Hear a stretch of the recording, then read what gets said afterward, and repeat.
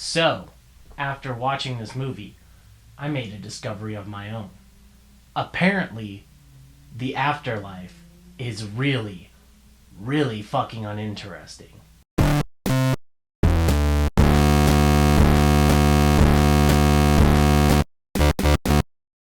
What is up, ladies and gentle dudes? Kyle here, and today we are talking about The Discovery, the new Netflix original movie. It came out about the end of last month, give or take, a couple days, whatever.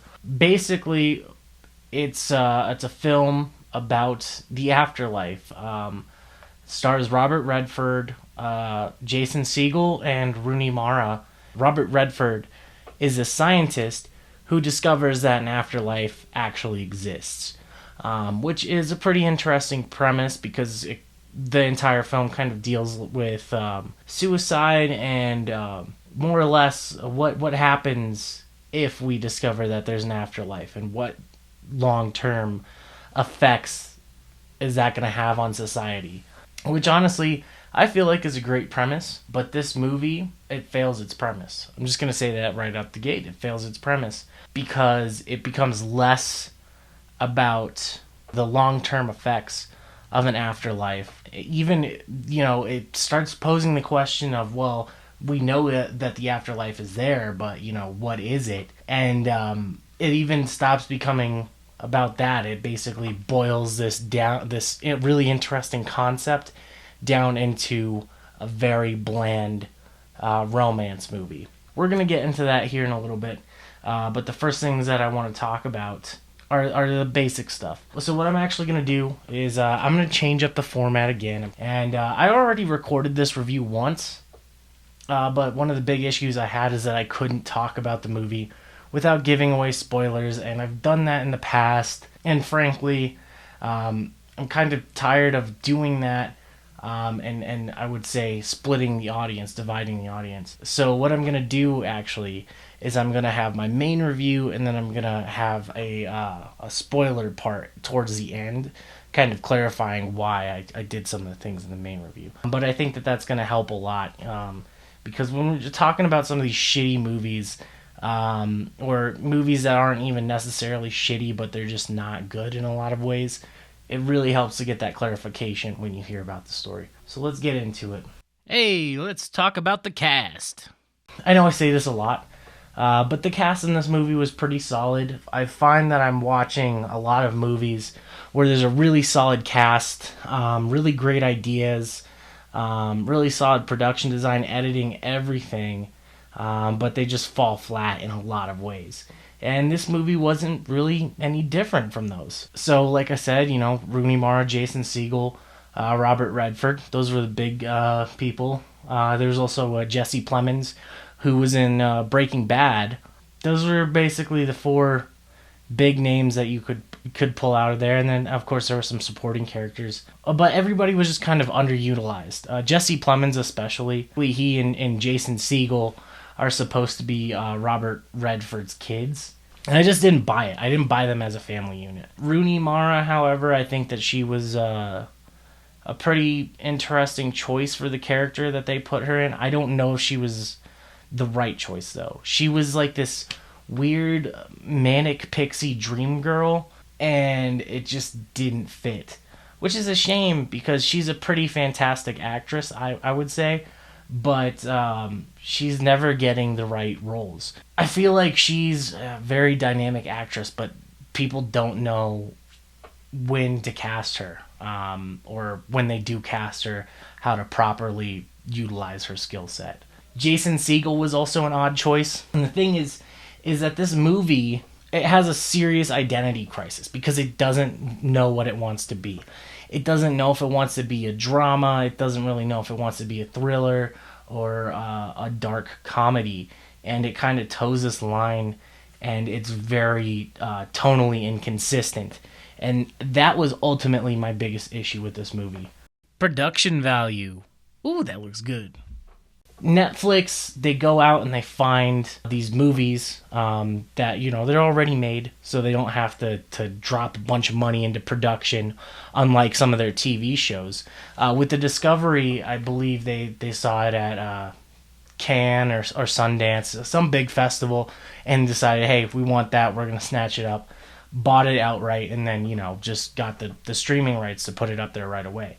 So, I mean, the production design was pretty fantastic. The locations were amazing. I mean, there's this massive castle that Robert Redford is running his experiments out of. Essentially, he has this entire cult dedicated to him and his search for what happens in the afterlife. So he discovers that there's an afterlife, but he wants to go further and try and figure out what exactly is happening in that afterlife. He has this massive compound where he has tons and tons of people helping him out.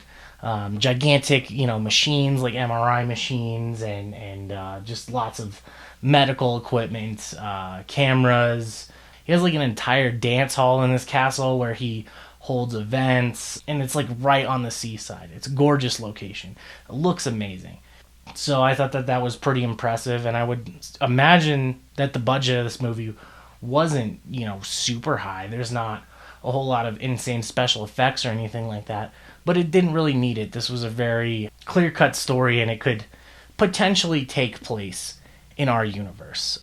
Here comes the synopsis. There's some aspects of it that are totally unbelievable. So because all these people find out that there's an afterlife, a lot of people start to kill themselves. And pretty much when any of the characters go out in public to, they go to a morgue in one scene and a hospital and a couple of other places, I believe. And every single place they go, there's a death counter.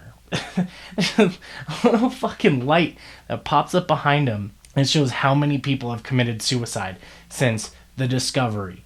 By the way, they say the discovery so many fucking times in this movie. It's exhausting. Every other fucking word out of somebody's mouth is, well, due to the discovery this, the discovery that, the discovery. It's like, we know. We get what the fucking movie is about. Let's move past this discovery and actually dig into it. It's really jarring and weird to see like a death counter everywhere you go. I would like to think that here in the real world, people wouldn't be that insensitive, even if there was an afterlife. Like, you wouldn't just be like, oh, another person fucking killed themselves today. Like, chalk it up on the fucking board. Survey says fuckface murdered himself today. I don't think that would happen. The biggest issue in this movie for me, though, is, again, it's the total inconsistencies. So for the plot, basically Jason Segel, for some reason, decides to go visit his dad. It's 2 years after his dad makes this huge discovery about the afterlife, and I feel like they don't really specify why he goes to visit his dad. He just decides that it's something that he needs to do. He takes a ferry to get to where he needs to go, and on the way there, he meets Rooney Mara's character on the ferry. They have a little bit of a conversation, like this, kind of like flirty, but not really. She gets off of the ferry, and, he thinks that that's the last he's ever going to see of her, pretty much. And then while he's, helping out his dad, he goes out into a fucking field for some reason, and he sees her getting ready to kill herself. He sees her filling this backpack full of rocks and then walking out into the ocean, and he saves her from drowning. And then basically she becomes... I hate calling it a cult, but part of the group that is studying the afterlife and trying to figure out its effects. So you would think that the main question there is, what the fuck is up with the afterlife? What happens next? Do people become ghosts? Is there actually like a tangible heaven and hell? Different things of that nature. Is it something that's indescribable? Robert Redford basically has a machine where he can keep killing himself and bringing himself back to life. And so he's utilizing that, trying to figure out what happens next and record it. In a lot of ways, the very base of the story is similar to the OA, but honestly, after watching this, I would say that I enjoyed the OA a lot more. It actually elevated my appreciation of that show. And if you saw my review of that, you know that I wasn't the biggest fan, but I still enjoyed it somewhat. And now I'm just like, wow, I didn't realize you could take a premise like that and make it this much fucking worse. So I guess kudos to whoever you want it to be, but somebody did something right, somebody did something wrong. What's really sad though is that this movie, because it's so tonally inconsistent, because it doesn't know what it wants to be, it feels like an extremely muted Wes Anderson movie, which is the weirdest thing. It feels like fucking like Wes Anderson was sitting there eating his breakfast and then Tim Burton came up and pissed in his Cheerios. That's what the movie feels like to me. Just very miserable with like a slight like tinge of comedy, but ultimately just very bland. There's some comedic moments where there really shouldn't be. Just stuff that is, it's kooky and it's off-putting in all the wrong ways. I think it's because the focus was on the wrong things.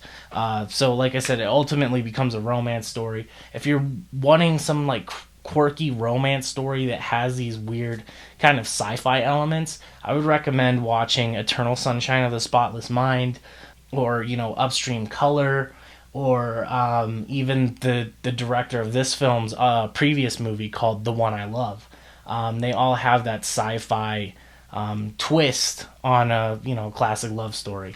The chemistry between Rooney Mara and Jason Segel just wasn't there, and it wasn't like the driving force, but they kept trying to make it the driving force. I think another one of the really big negatives for me was actually the editing. Let's talk about editing. And it wasn't a choppy movie or anything like that, but your sense of time is kind of warped. You don't really know how long a period of time this story takes place. So it could have been, a handful of days. It could have been 2 or 3 days. It could have been 2 or 3 weeks, or even, 2 or 3 months. Beyond that, I don't think it would have gone further than that. But that really doesn't help with the pacing of the story. When you see like Robert Redford conducting all these experiments and trying to get to the bottom of this huge mystery that he has, you just got these characters doing a bunch of different shit, and you don't know when it's taking place. Where's the ticking clock on this? Because it seems like it's super essential to him, but as the audience, we're not really clued in to how long this stuff is going on for. So that's one thing. The biggest thing for me though was the color grading in this movie is so horrible. I understand it's a bleak topic to be talking about death and your own mortality and things of that nature. But everything doesn't need to be fucking gray. You don't have to inject a bunch of bright colors in there either. But you don't have to make everything look like it's overcast. Even if the movie takes place in some place like, I'm assuming it was Washington or Portland. I don't know if it's ever really clearly stated. If it is, I don't remember. But it's some, West Coast town. It's overcast and gloomy, and it just looks like it's gonna rain any second, every single time.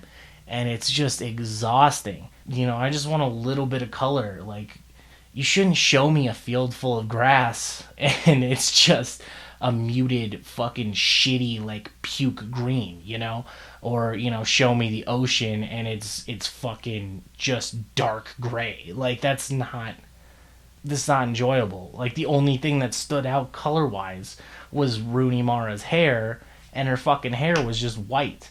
So that was extremely annoying. I'm gonna go ahead and give my final verdict right now. And that is going to have to be a 4.5. It's not the worst movie I've ever seen. It's certainly not the best. But I just expect more out of Netflix's original content at this point. And I swear to God, if I see another bland fucking movie with a wasted premise like this out of them, I'm not going to be able to watch their original movies anymore. And like the only thing that really garners views at this point out of their original fucking movies is Adam Sandler flicks.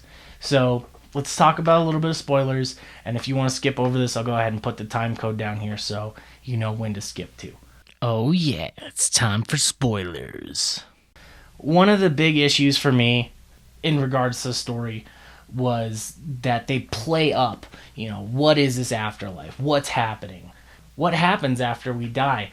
And I took a crack, I wrote it down in my notes. I literally said, like, I bet you it's something really fucking stupid, like, either nothing happens, or it's gonna be like a fucking, like, alternate timeline or something. where people basically have to relive their past mistakes.